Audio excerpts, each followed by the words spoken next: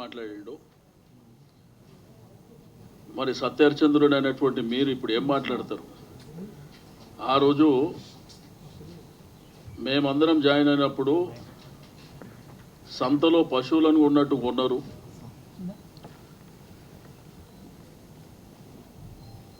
ఇది రాజ్యాంగ విరుద్ధం. ఇక్కడ స్పీకర్ గారికి కంప్లైంట్ ఇచ్చారు, కోర్టులకు వెళ్ళిండ్రు, పార్లమెంట్కి వెళ్ళిండ్రు. మరి నీతి వ్యాఖ్యలు మాట్లాడినటువంటి చంద్రబాబు నాయుడు గారు దమ్ముంటే ఎన్నికలకు రా అని చెప్పేసి స్టేట్మెంట్స్ ఇచ్చాడు. ఎవరైతే పార్టీ ఫిరాయించినటువంటి ఎమ్మెల్యేలకు దమ్ము ధైర్యం ఏదైనా ఉంటే ఎన్నికలలో వచ్చి నిరూపించుకోమన్నాడు. మరి దీనికి నువ్వేం సమాధానం చెప్తావు? లేకపోతే ఈడ తెలుగుదేశం పార్టీ సన్యాసులు ఉన్నారు కదా, వాళ్ళు ఏం సమాధానాలు చెప్తారు? ఆ సన్యాసులు కూడా మాట్లాడినారు, చాలా విషయాలు మాట్లాడినరు. మరి ఆ సన్యాసులు ఈరోజు అక్కడ జరిగిన దానికి ఏం సమాధానాలు చెప్తారో చెప్పవలసినటువంటి అవసరం ఉన్నది. ఈరోజు మనం మాట్లాడేటప్పుడు మనం చేస్తున్నటువంటి ఇప్పుడు ఆ రోజు కూడా నేను పదే పదే చెప్పిన ఆ ఎస్పీ వైరెడ్డి ఎపిసోడ్ కానీ, ఆ గీత ఎపిసోడ్ కానీ, అప్పుడు పోయినటువంటి ఎమ్మెల్సీల ఎపిసోడ్ కానీ, ఇప్పుడు రాజ్యాంగం, చట్టము లేకపోతే రాజకీయ వ్యవస్థ అనేది ఒక రాష్ట్రంలోనే ఉండదు. ఇంకా ఆయన జాతీయ పార్టీ అంట.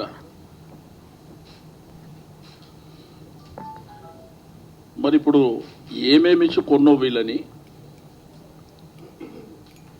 రెండోది మమ్మల్ని ఎన్నికలకు రా అని చెప్పేసి ధైర్యం చేసినావు కదా, మరి ఇప్పుడు వాళ్ళని ఎన్నికలకు పంపిస్తున్నావా లేదా అది కూడా చెప్పాలి. ఎందుకంటే ఈ సమాజానికి చెప్పవలసినటువంటి అవసరం ఉన్నది. ఆ రోజు మేమందరము కొత్త రాష్ట్రం ఏర్పడ్డది, కొత్త రాష్ట్రం లోపల మేము కూడా భాగస్వాములు కావాలనేటువంటి ఉద్దేశంతో మేము పోతే ఆ రోజు రకరకాలుగా మాట్లాడాం.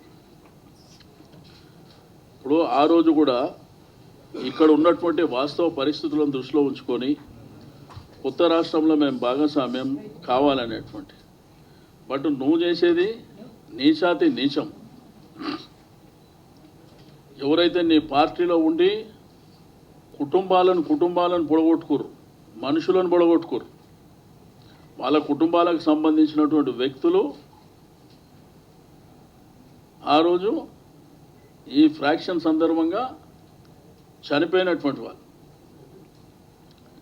గతంలో కూడా మీకు అందరూ తెలుసు, పరిటాల ఎపిసోడ్ కానీ, బాంబుల శివారెడ్డి ఎపిసోడ్ కానీ మీరందరూ కూడా సాక్ష్యం.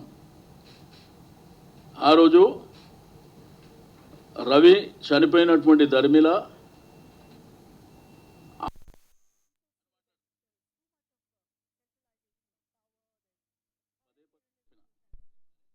ఆ తర్వాత ఢిల్లీకి వెళ్ళి ఎలక్షన్ కమిషన్ని కానీ, పార్లమెంట్ స్పీకర్ని కానీ, అదేవిధంగా రాష్ట్రపతి గారిని కానీ సో వ్యక్తుల పేర్ల మీద కేసులు పెట్టండి అని చెప్పి కేసులు పెట్టించిన వ్యక్తులని, అంటే నీలాగా రక్తం దాగేటువంటి వ్యక్తులు కాదు. నీ రాజకీయం కోసం నీచంగా కుటుంబాల మధ్య వైరుధ్యం ఉన్నా కానీ వాళ్ళను కూడా చేర్చుకొని నీ నీచ చరిత్ర చూపించినాం. ఆ రోజు మేము ఒక కాజ్ కోసం పోయినాం. ఇక్కడ ఒక కొత్త రాష్ట్రం ఏర్పడ్డది, రాష్ట్రంలో కూడా మేము భాగస్వామ్యం కావాలనేటువంటి సంకల్పంతో